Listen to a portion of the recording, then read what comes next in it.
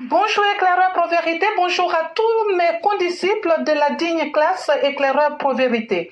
Mon édito aujourd'hui a pour titre Tidjane Thiam, un rêve mal ficelé. Ça y est, tout le monde est unanime pour reconnaître que Tidjane Thiam fut un choix de feu Félix Houphouët-Boigny.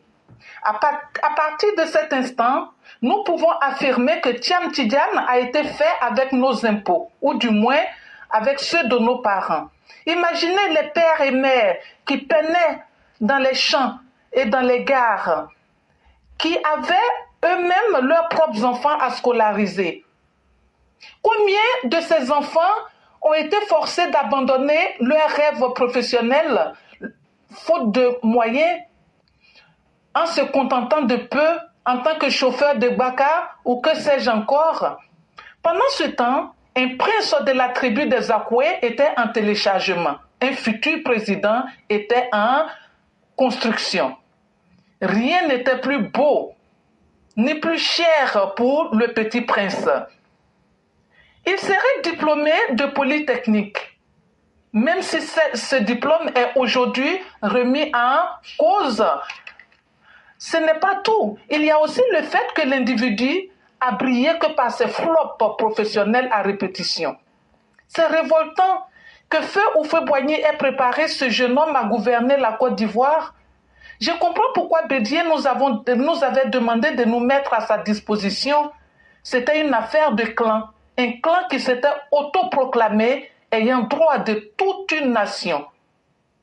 Ah, Feu Félix Houphouët-Boigny. Pourrions-nous dire qu'il avait manqué de jugeote au moment? N'est-ce pas là une royauté qui ne dit pas son nom? Je dis merci au bon Dieu. Et nous, ce qui nous revient de droit est de briser cette chaîne qui est prometteur de guerre. Il ne faudrait pas que la profession de président de la République se fasse comme dans certains pays tels que le Togo, de père en fils, pas en Côte d'Ivoire, ou de grand-père à petit-neveu, pas en Côte d'Ivoire. Merci et à bientôt. Merci infiniment à Mère Blanc et à écouter notre mère ici, tout a été dit. On ne peut pas juger les citoyens en fonction de leurs origines et favoriser d'autres. Il y a eu beaucoup d'injustices en Côte d'Ivoire. Ce sont les enfants de pauvres qui ont payé les impôts pour que des gens comme les Tidjane Thiam deviennent des puissants aujourd'hui de ce monde-là. Mais il y a combien d'enfants de pauvres qui ont été sacrifiés? Il y a combien qui, quand bien même qu'ils ont abandonné les études, mais leurs parents, l'État ne leur a jamais fait d'exemption. Ils ont toujours continué à payer les impôts.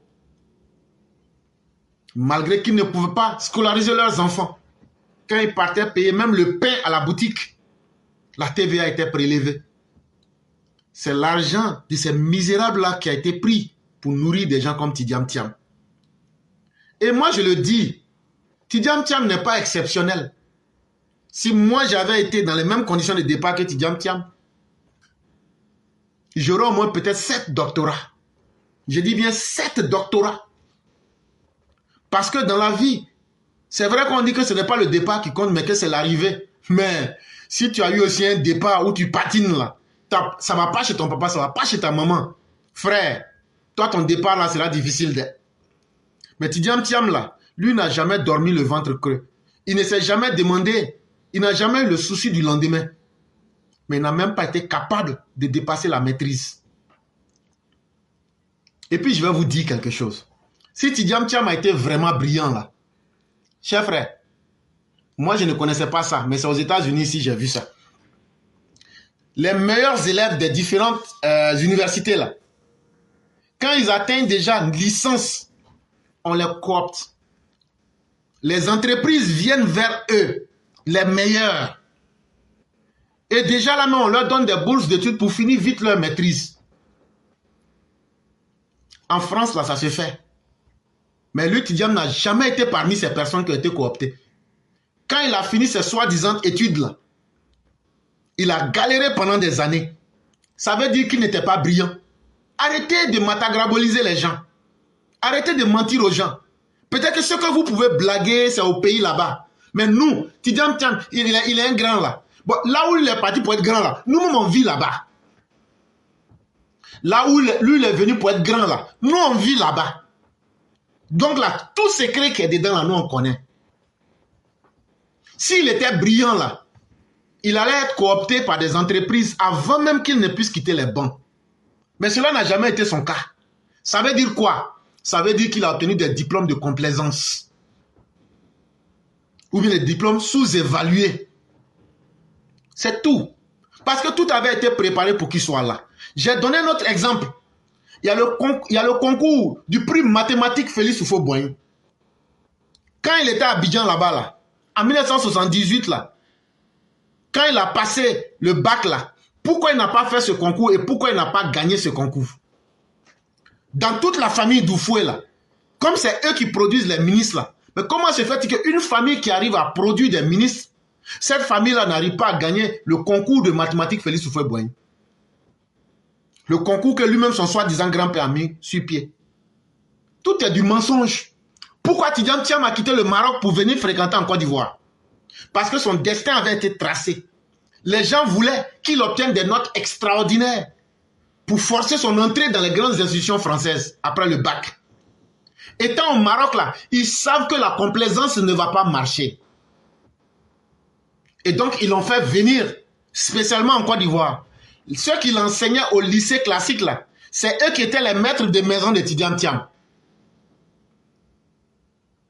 Donc, ne soyez pas surpris que Tidjane Thiam ait eu les épreuves du bac 2 ou 3 semaines avant d'aller composer. Qu'est-ce qui vous étonne? Il n'y a rien de nouveau sous le soleil. Quand on vous dit que Ali Bongo n'a pas dépassé le niveau bac, Ali Bongo que vous voyez là, son père l'avait tellement fabriqué, même dans ça là, lui n'a pas pu avoir le bac. Ils étaient obligés de fabriquer un bac français par complaisance pour remettre à ce dernier. Mais c'est les mêmes catégories que les gens. Ton Bédier là, Bédier a payé, Bédier, j'ai déjà fait une émission il y a longtemps, Bédier a payé un doctorat. On vous connaît. On vous connaît. Vous avez tout obtenu par complaisance. Maintenant, ceux qui ne sont pas contents là, allez poser plainte. Bédier a payé.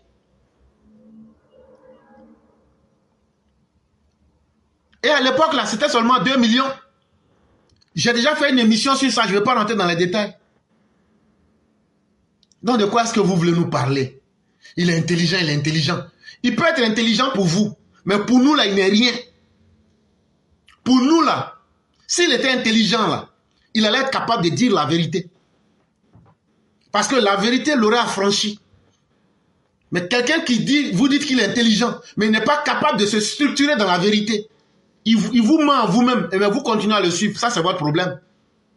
Mais nous autres, il ne peut pas nous blaguer. Quelqu'un qui n'est pas capable d'apprécier la réalité. Est-ce que ça, c'est une personne intelligente? Quelqu'un qui n'est pas capable de nous dire, Alassane Ouattara a construit 9 universités, il a construit des grands ponts. Mais moi, quand je vais venir, voilà ce que je vais faire. Ça là, quand lui vient dire, il n'y a rien qui a été fait, ça veut dire que c'est un vaurien. Ça veut dire que lui-même, il sait qu'il ne peut pas faire ce qu'il est là. Ça là, nous, on n'est pas intelligents. Hein? Mais nous là, entre 1 kilo et puis sac vide là, nous, on connaît ce qui est lourd. Donc, arrêtez de vous distraire. Tidjane Thiam n'a jamais été... sa vie a toujours été le couronnement d'un mensonge bien ficelé pour le présenter aux gens. Si ça marchait dans la famille Houphouët, ça c'était leur problème. Mais ça ne veut pas dire que toute la Côte d'Ivoire va mordre à cela. Ça ne nous intéresse pas. Nous n'avons pas attendu que Tidjane Thiam soit là pour que la Côte d'Ivoire puisse tourner. Nous n'avons même pas su même qu'il existait, mais la Côte d'Ivoire a continué à se développer. Et nous allons maintenir cette dynamique-là. On posera plainte contre lui à la CEI. Et Tidjane Thiam, ce n'est pas le régime de Alassane Ouattara, c'est de nous que tu parles. On va poser plainte contre toi à la CEI. C'est là toi-même tu connais. Toi-même tu sais. On ne va pas te louper. Parce que ce qui est arrivé aux autres là, les 7 cas qu'on vient d'expliquer là, toi tu seras le 8e. Arrange-toi pour que les preuves que tu vas envoyer là soient de taille. Sinon là, ta candidature sera rejetée. tu seras extirpé de la liste de la CEI, et puis là, ça ne va pas aller quelque part.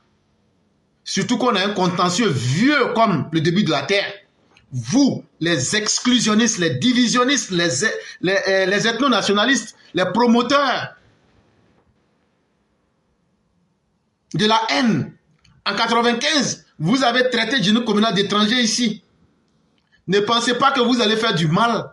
Et autour des autres, vous allez gueuler, crier, et puis on aura peur de vous. Non. Nous, on a affronté, le RDS seul a affronté tous les régimes. Je le dis et je le répète. Le RDS seul a affronté tous les régimes. On a affronté le régime de Bédié. On a affronté le régime de Gueye. On a affronté le régime de Laurent Gbagbo. Ce n'est pas un égaré qui va nous inquiéter. Et donc nous sommes prêts pour le combat.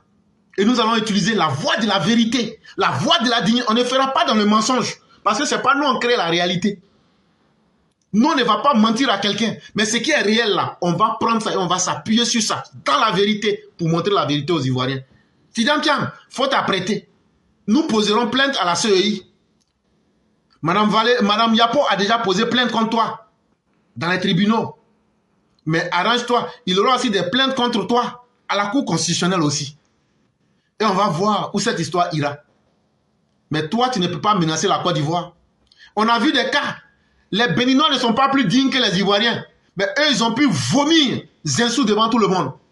Il faut que les Ivoiriens soient le peuple le plus indigne. Pour que un visiteur de musée comme toi vienne s'arrêter pour nous dire « Non, comme je ne sais plus, on me prend plus quelque part, je suis vomi partout. Je vais venir maintenant diriger la Côte d'Ivoire et puis je vais me foutre d'eux. Je vais prendre l'argent des Ivoiriens pour payer toutes mes dettes. Et puis après maintenant, je m'en fous, je m'en vais ailleurs. » Non. Si tu aimais les Ivoiriens là, prouve-nous aujourd'hui que tu as une maison en Côte d'Ivoire. Même simple maison, il n'a pas. Il n'a jamais payé impôt. Et c'est toi qui veux venir aujourd'hui faire semblant comme si tu aimes la Côte d'Ivoire plus que les Ivoiriens. Nous ne sommes pas dans la haine. Nous sommes dans la vérité. Ce que tu as fait aux autres là, quand ils te retournent ça là, il faut pas crier. Tu seras victime là. Tu peux aller crier en France. Si tu étais important là, pourquoi eux-mêmes ne t'ont pas pris comme ministre là-bas? Ah donc c'est l'Afrique qui doit accueillir les déchets. C'est l'Afrique qui doit accueillir les déchets humains, les pourritures humaines. Ça, on va te montrer qu'en Côte d'Ivoire, ça ne passe pas. Mais on va le faire dans la vérité, sans haine, mais de façon méthodique et implacable. Après toi.